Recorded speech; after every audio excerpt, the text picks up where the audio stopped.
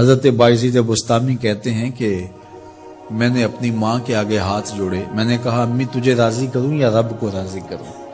تو اپنے حق مجھے معاف کر دے، اللہ کو میں راضی کر لیتا ہوں۔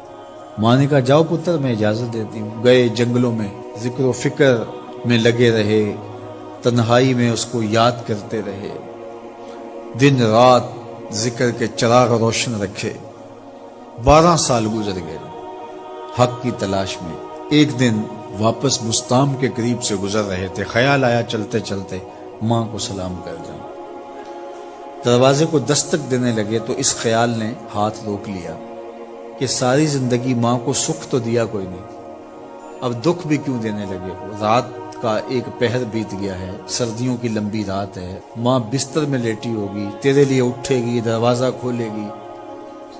دروازے کے ساتھ ہی لگ کے بیٹھ گئے اور ساری رات کاٹ دی، اس خیال سے کہ ماں کو تکلیف نہ ہو۔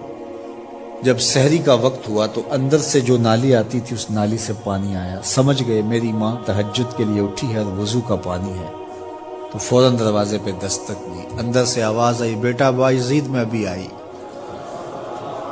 مائیں بیٹوں کے دستک کے انداز سے جان لیتی ہیں یہ کس بیٹے کے ہاتھوں کا لمس ہے۔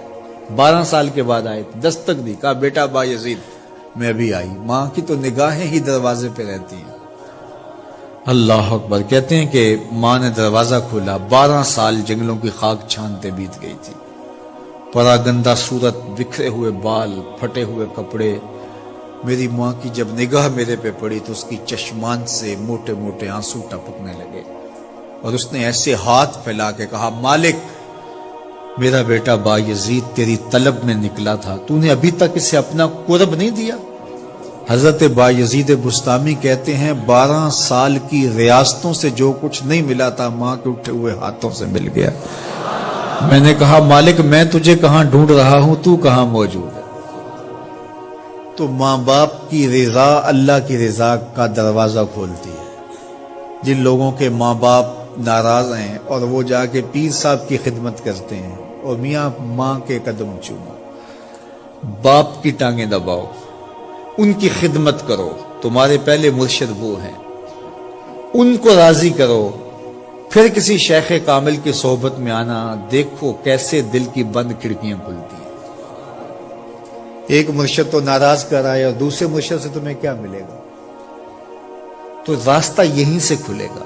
والدین کو کبھی ناراض نہ کرو، والدین کو کبھی دکھ نہ دو، والدین کو کبھی تکلیف نہ پہنچاؤ، اور والدین کو بھی چاہیے کہ اپنی اولاد کو اپنا نافرمان نہ بنائے۔